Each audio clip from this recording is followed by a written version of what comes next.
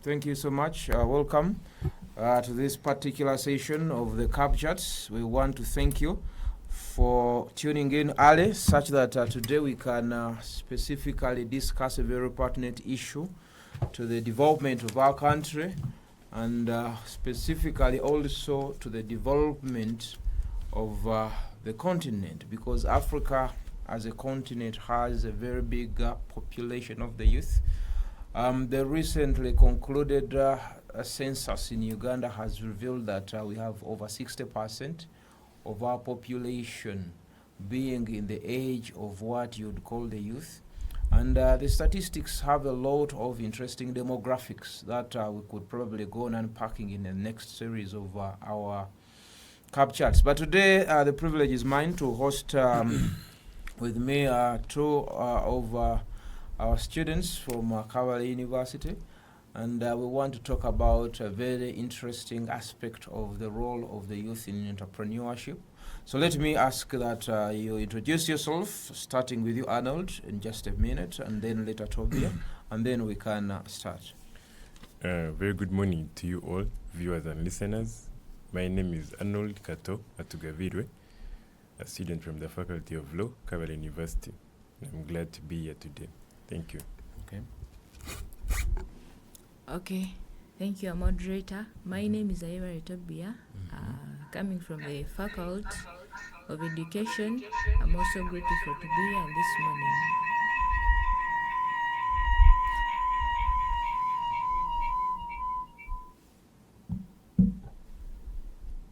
So one of the interesting issues that we, as I did mention, is the issue of innovation. Tobia, what is innovation in your perspective?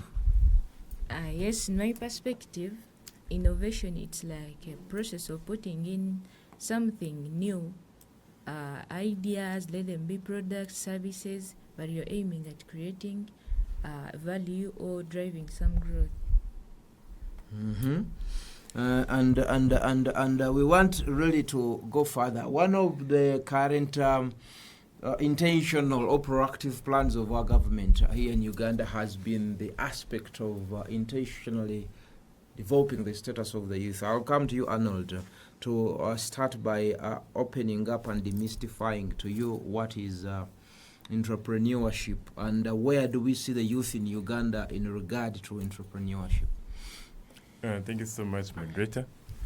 In my own understanding, entrepreneurship is simply a process, and this is a process of designing, launching, and running a new business or a venture.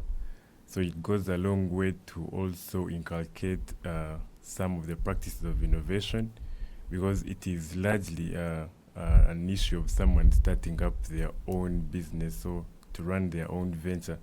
So if someone is to do so, they have to come up with a novel idea and put it into practice, and with the name of not only developing the society, but also earning money from it. That is my understanding of entrepreneurship. Hey, so take that understanding further to explain where do we see the youth fitting into this understanding in our communities today. Thank you once again, moderator. According to the status quo, or what is currently happening, it is not so likely that the youth are embracing the idea of entrepreneurship, because this comes largely from the aspect of the kind of education that we are running today.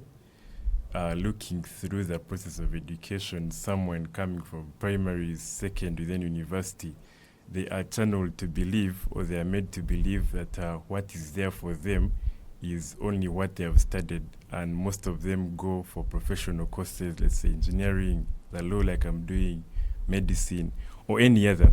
So the entrepreneurship aspect is not so much embraced as we stand today. There are only few of those that have come up to actually stray from the norm and go into entrepreneurship or to innovate some of the ideas and come up with ventures to earn from them. And if you ask me about what is happening currently, I would say that that is my stand, and we would rather look into ways of upsetting the status quo and have these graduates and the youth embracing this idea, because much as there are risks involved, the bigger part or the bigger picture is that they can be able to gain more from them than the other aside when you look at it of the career jobs that they do study for actually. Thank you. So I want to get back to you, Tobia. How do you see the aspect of entrepreneurship coming through the youth in the specific focus on, let's look at the gender. Where do we see the girl child? 18 to around 30, because that is the definition that we have been given in the perspective of the government's development plan. Yes, of course. Now the youth, in the perspective of them about entrepreneurship, first of all, we youth, we are not interested as such in entrepreneurship, because that's why we see a number of people, they are aiming at acquiring the formal education more than entrepreneurship. And so we are like, we like much going into these jobs that are the white collar jobs. So that's why you see the youth of between that age, they're ignoring much entrepreneurship. And reason being, that's why the government put much emphasis on formal education first of all. And now, in that perspective, we see a lot of youth, because they are not used to skills. Even in schools, it is too formal compared to what is needed in the country. So the emphasis on formal education also brought in something like we aim on corporate careers. But now, as we are talking, we have seen that it is not working as such, because now when you look into the status quo, we see a number of graduates are being released per year, and we see that they are far more than the available jobs for their profession. Let's take an example of the NPA, that is National Planning Authority. According to statistics, per year it releases around 700,000 graduates. Both that of them is Uganda. From Uganda, both from colleges, universities, and even vocational institutions. So, and only among those, only 90,000 approximately, they get employment, which means 1,000 of them, they remain unemployed. And it is approximated to be 87% of the graduates who are not employed per year, according to the number that is released. Yeah, so we see that corporate careers, though, is what we are training for. For example, for us who are here at this time, it's what we are training for, but it will not be a solution to development and even for the development of our country. You raise interesting insights, especially when the statistics come in, because we are what they call a labor surplus economy. We have more experts than what our economy can absorb. But we need also to be able to ask ourselves, the primary question is, are the youths interested in being skilled? Because skilling is one of the ways through which we can build technical capacity. And through skilling, that is where you can now build industrial muscle. And beyond that, you can now go further to cascade into increasing the job avenues available and development. So I'm coming back to you, Arnold. What do you think needs to be done and by who? And that's probably a question that I'll also put to Toby after. What needs to be done to make sure the youths have a wider footprint today in the innovation space of the country? And by who? Is it families? Is it by universities? Is there somebody called government? Please, let me hear your take on that, and then Toby, let me also understand this. Thank you. You ask a very interesting question that I think deserves a very good answer. It is two-way. One is what needs to be done. Secondly, by who. What needs to be done is a little bit more broad than what just comes to the face of it. If you ask me what needs to be done, I would have a simple question, but then the approach of how it's supposed to be done. The one thing that is supposed to be done is mindset change. So the youth need to be taken through a process of adjustment of their mindset. First of all, to shift from such a mindset that gives them the attitude that corporate jobs are better. And then to now this better attitude of or mindset that entrepreneurship, first of all, is possible, can be done, and there's more to gain from it. So what needs to be done is that whole lot of a very big task, and it's an uphill task, if you ask me, because mindset is not something you can change overnight or over day. So there needs to be continuous programs, and I think the government and other stakeholders have taken a step. Now, coming to who should do it, the youth are exposed to the environment, and they're exposed to many people. They have role models. They have the other people that they look up to, their parents, coming to their families. They have everything that is that they can look up to. They have the internet that they actually surf into every day. So what needs to be done, or by who? Now comes the stakeholders. What these people, what are they looking up to? One, if the parents can take it up to themselves to nurture these children from the young age, by nurturing them into an attitude of they can come up with their own ventures. One, in line with what they're interested in line with their talents, and in line with some of the things that they grow up around with. Perhaps if you come from a society that is well known for rearing cattle, you could be grown into, you could be shaped into understanding that you can actually focus on two cattle for money. Okay, and now let's go to schools. What needs to be done by perhaps the tutors, the lecturers, the teachers in high school and primary is that they need to continuously impart this practical knowledge into the students, not just come into class and then they are only regurgitating around what has been written in novels, textbooks. So more can be done by these teachers, and that comes also from their training. I think teachers that are learning right now in university should be taught that they need to teach their upcoming students that there's something they can do more than just what they are taught. Students need to be given time off their academics.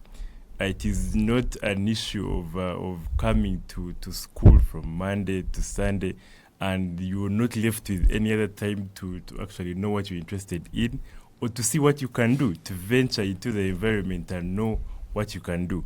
So what needs to be done is mindset change, and by who? There are many stakeholders that can come together to help these students and the youth and the general population to adjust their attitude and their mindset towards entrepreneurship for the better. Tobia, what needs to be done by the youth? Because there is also an obligation. He starts talking about how teachers have a part to play, which is actually correct because they are participating in human capital development at all levels.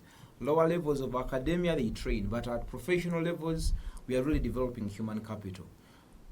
As a teacher in the training, we want to hear whether what he asserts is correct, but we also want to hear the youth being told by the youth that this is what we need to do as our obligation in fostering entrepreneurship. Yeah. Okay, thank you so much. Actually, what he has said is also right, but now my question is, what needs to be done by we, the youth? Yeah, of course, it's also interesting. What we are to do, first of all, we have seen that we youth, we despise these skillful jobs. That's one, which means we are supposed to embrace the skill-based jobs and activities. That's one. And of course, it involves entrepreneurship and innovation. If we are to come up with solving the problem of unemployment, that's the first thing to be done. For example, where we know that there are many who are in the field who have been released as fresh graduates, but they have nowhere to go. Of course, when you start up your venture, your business, you can be maneuvering from there as you like you're training, but we see that you're even creating some opportunity for others who are unemployed. Because when you start up a business, you need some people to run it. Per se, if it's a bit big, you are putting a lot of capital, so you need other people to work with. There you're also employing some other youth who are there outside. And then another thing, what we need to do, it is this issue of like with the youth, we in most cases we aim at ourselves only. First of all, we don't embrace this issue of cooperation. Of course, now when you put up something like cooperation, here you bring something that can involve many people. Per se, if you start up an organization on your own, and then you begin by little, you bring in some little penny, and then you produce something for you. Actually, you can even talk of creating like an organization that can earn you something to develop yourself. You begin with a little, but then you're aiming at achieving something bigger. And then another thing is that we, the youth, they say, because the government involved, the CBC, the competence-based curriculum, has brought it well. Of course, now we are being helped by the government because it is the one that implements it. Now, with the new curriculum, we see that the upcoming youth, of course, we have already passed it. The upcoming youth. You have not passed. By definition, 18 to 30. Okay, I mean the young ones. I mean the CBC. Okay. But yes, now yes, the pioneers of it, they are now in senior 5, which means those people will come up. Actually, those people have for come the up. benefit of the people who may not come from education, you're talking about a competence-based curriculum, or what also called competence-based education, CBE or CBC. Yeah. Okay. But now I begin with education. That's my field. So the CBC has brought it because when you look at these young children, these young people in secondary, they are acquiring a lot of skills. For example, you see in entrepreneurship, they are making these baskets. They are making very many things. Of course, after here, they will go and start up their businesses. They begin selling, and even they begin teaching more there. That will be solving unemployment, because if someone has not yet got where to be a corporate career, or has trained for some profession but has not yet got where to be, that will be a good startup. Then even other people who are not in education, of course, now we have said it is very wide. When you have a business, you need someone to help you run it. Okay. That's one. Of course, now it will be others on the sides will be employed, and there it is benefiting the whole community, because now the first thing with entrepreneurship, it creates impact on the social environment. So everyone has to benefit in that way. Thank you. Thank you for your contribution. And why this issue is very important is people like Bill Gates started their entrepreneurship careers as university students. Yeah. Mark Zuckerberg started Facebook as a community networking facility solution for people in a small community. And it grew from that small community to the country, and before it's across the world. And today is among the world's leading billionaires. True. The question we need to ask ourselves is, how have our youth used the opportunities before them? Today, research tells us that, I was looking at the World Social Science statistics, that on the average, a person today in the youthful age spends 2 hours to 12 minutes plus on social media, on a smartphone, or on an internet accessing gadget. 2 hours per day, which is within 24 hours. So the question we need to be asking the youth, when you are there and you're using 2 hours of your daily quota, which is 24 hours, what is the production output from those 2 hours you spend online? Are you using it for opportunity, or are you using it to pass time? Because the internet today has become a vehicle to open up the world. Through trade, through education, through interaction, So we need to rethink probably the time and you see how we use it to engage. And that is why we are talking about innovation. We need to be asking ourselves, because the whole process of innovation starts with recognizing that there is a gap. So do we see our youth recognizing the potential they have and then having the capacity to see the gaps in the society? There is what they call social entrepreneurship, the ability to invest in something that is going to improve the welfare of the community, and that is what we call a self-duplicating entrepreneurship. The people who built the United States are like the singers. It's a sewing machine, something simple, transform the textile industry. From stitches that were done by hand to stitches done by machine, increasing the amount of fabric, and it goes around the world like a bushfire. People like Ford did not even invent the first motor vehicle. For him, he built the first successful assembly line, knowing that, oh, somebody has built a vehicle, let me now make a plant that can manufacture many of them to sell them, solving a community problem. And more people like Louis Pasteur, the guys researching about penicillins and how they were helping. So we need to ask ourselves, what do we need to do to get our youth to realize that they have potential, and the potential is in creating self-multiplying solutions that will help the community. And basically, education is one way that opens up your eyes. But besides education, you should also have a lot of self-drive. And I'll give you these other interesting statistics in entrepreneurship, that many of the successful entrepreneurs are people who have gone beyond their 40-year age mark, because they have tried their youthful years, made mistakes, worked with experts, learned from them, made errors, and then they have perfected their game. By that time, they have realized that they are good at something, and they consistently focus on that. True. You may not find Elon Musk involved in developing a fertilizer, because he has realized where his potential is in technology, the cars, Tesla cars, robots, rockets. So he has realized his potential. He's committing all his energy, his resources. And we need to ask ourselves, therefore, as the youth, people who are this, I'm no longer youth, so I cannot speak like you. But I need to ask, how are we making sure that we are making use of the resources that are first of all available? One of the most misused resources in Africa is time.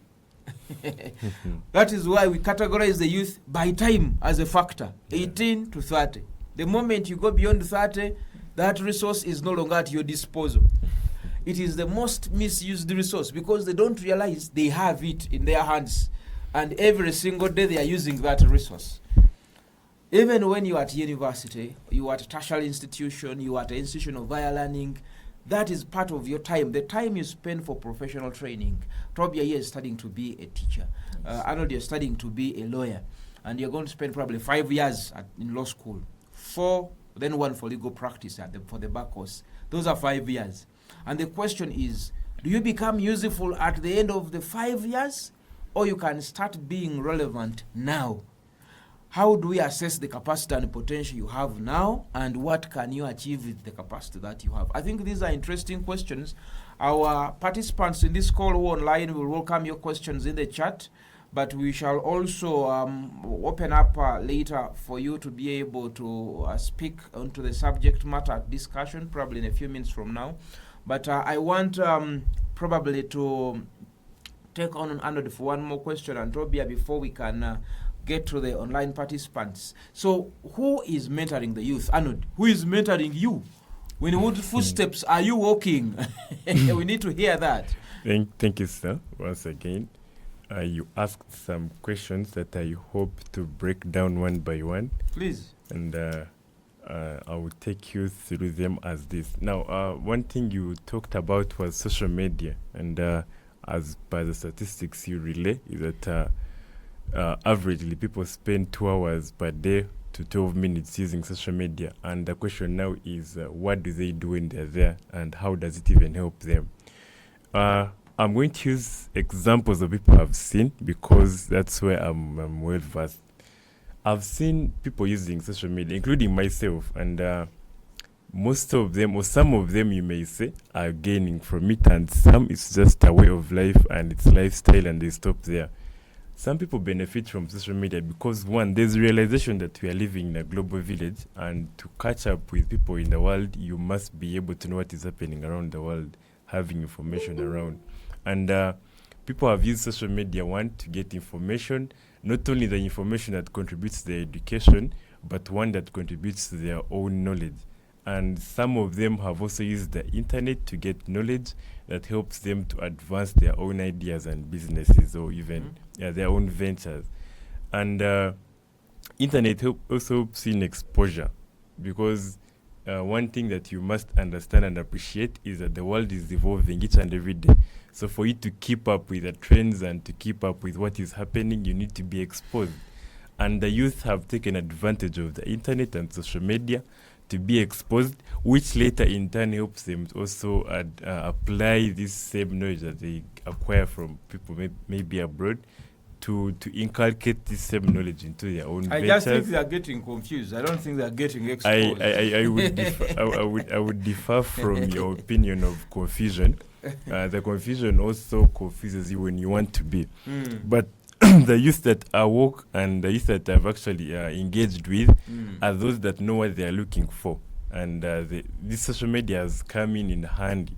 Do you have any 10 entrepreneurs who you can name off head, like youth who have benefited from online connectivity in this country? Yes, I could give you an example of Oscar Kampala. He's one who has actually built his brand mainly on social media. That is one. There are many others. I could give you examples and we would not even stop this conversation. There are many more others that I could give you. There are people, let's say, like people like brands who have built their brands from scratch through social media. There are many other youth, but like any venture, there's a good side and a downside. So maybe the other people take on the bad side of the social media, they do not gain from it. But in line with innovation and entrepreneurship now, there's an issue of realization of potential that you talked about.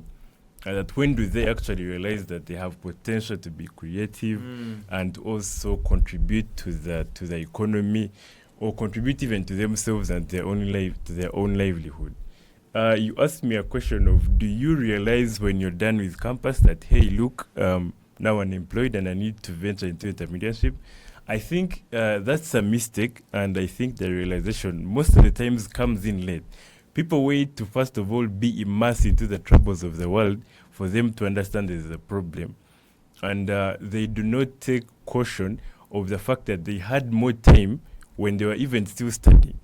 And that's a problem, because when you realize the potential very late, you may not actually gain from it. You gave us examples of people that started their ventures, especially in tech, right when they were still at campus and at university, Bill Gates and Mark Zuckerberg. And the question now comes in my mind, do we have such examples of people in our society today? People that reach into an environment and straight away look out for opportunities available. When I came in Kabale, I sat at that guild canteen, looked at the service delivery and looked at everything, and I was already having many business ideas running through my mind, and the only thing I think that could limit me was perhaps capital. So that kind of thinking that triggers you to look at the existing problem and create a solution in terms of entrepreneurship. I think also, as you're looking at mindset change, we need to trigger people to think in a way of that makes them problem solvers. Because other thing you must understand is that most entrepreneurs come into existence after realizing a problem. Yeah. Let's continue. We had a technical glitch, but we are back, and you want to hear from Tobia what she was advancing before that technical interruption.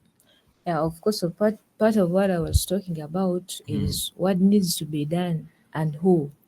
Of course, as we the youth, now if something is to be successful, we have to involve many stakeholders, and for we as the youth to benefit, we also have to involve leaders like you who are to advise us. And the first thing is, per se, if everything is digitalized, let's take an example. We are studying, we are being professionals, and at the end, we shall go into the field to look for jobs. That's one. And of course, if you believe that you need a job and indeed you want to get it, but everything has to be done by use of digital or social media. Of course, it will teach you to do it in a way that will benefit you. That's one. If you know that the job interviews, the what when you have to access a job, everything is to be done using social media or digital. You have to do the best way of it in order to make it benefit you. And then another thing, if we involve the government or else the elders. Now, they can say everything has to be done on social media, of course. Now, some of the I can say the evil or the unnecessary content that can be uploaded there, or that can be done by the youth, or that can distract the youth in order to achieve. Of course, we are aiming at growth. It can be banned if it is involved. I can say if it is involved, everything that is developmental has to be banned. But to develop something to help us, and then we move on. Thank you. Okay, thank you. Probably I can also throw in a few rejoinders before. If there is a question online, please, we are going to allow you just raise your hand such that we can ask that you unmute your microphone to substantiate, ask a question, or even make clarity. But probably the takeaways for me are simple. That entrepreneurship and investment involves resources. True. So you start by using the resources at your disposal. So I would advise the youth who has been a youth at one point in time, but also as an entrepreneur, that the youths need to be able to realize what resources do they have. The first resource, and give more attention to assets more than liabilities. Assets are what give you money in investment. Liabilities are what take away money from you. So as a youth, you may ask yourself, what do I have that gives me money? You may not have much. It may just be basically your benefactor, your guardian. But if you can put up something that can give you money, I've seen students vending foodstuffs when they're still at campus. I have seen students who run kiosks while they're still at campus. So it means they call it a side hustle. But if it's given, it's not a side hustle. It is actually an investment. Anything that gives you money is an asset. It deserves respect. It deserves for you to think strategically now how you grow it over the years. We also think mentorship has worked. We are good. We had a kind of disruption again in the power that we have challenges in Kabale. So get somebody to mentor you, get somebody to hold your hand, somebody to look up to, whose footsteps you really want to walk in. If you see what they call a train, there is an engine at the end. These wagons are following, they are training, there's something they are following something. Otherwise, if that head moved off, that engine moved off, the wagons can't do much. And yet it's not that, it is these wagons that carry the most important things. So get somebody to be ahead that you really want to follow. That is very important, because it is acceptable. There isn't a single entrepreneur that I know of who hasn't made mistakes. So it is very healthy to make mistakes, but mitigate, minimize. And I think as our education system trains people, it kind of highlights risk, and people fear risk. And when you fear risk, then you cannot invest. Sometimes you have to take risk, but they have to be calculated to make sure you don't have grave consequences. But get somebody. We have very many youth that have probably got online personalities to follow, and these online personalities just are living an online life. They have content creators who have got a corner somewhere, and every morning they're sending content, and the youth builds this as a big empire, and the life behind these people is not there. So I appreciate reality. Appreciate that there is an online life, but there is a life of reality, such that you have a good balance, and you have that stopping point when you are able to stop and say, I think this is crossing the line of reality, and it's going into a kind of rosy and interesting life. Because a lot of youth are taking up these personalities in dressing, in naming, in everything that they do to also build that. And that is the kind of impact that you think that social media is having on us, but we can live with it. In the US, when you go to university, what they call college, you pay for your education. It'll support you till high school. When you get to college, you must find a job and pay for your college education. That is how you now start developing a sense of responsibility. When you exit campus or college, you hit the ground running. You have already been bussing plates somewhere, bussing tables as a waiter probably. You have already been doing a part-time job in a supermarket somewhere. You have taken up a job at a garage somewhere. So this kind of helps you to appreciate, to learn the hands-on dynamics. And I think that it is something our youth can think about. Can I walk to a supermarket and say, guys, if I study in the evening, can you allow me to work during the day? Or can I say, is there anything I can do part-time as I undertake my study, such that I put energy, my energy into productive use? But also there are youth who are not in universities and tertiary institutions. Probably that will be discussion for next time. And we ask ourselves, how can we benefit from these youths who are not in universities and tertiary institutions, but who are in their productive years? That is a very unique group again that we'll look at. And I know government has had several programs, but for us, we really want to tackle it from a different perspective. So there are a lot of things. Entrepreneurship and innovation is grounded in solving real world problems. True. So you must ask yourself, what problem are you solving? These people like Zuckerberg realize people need to meet.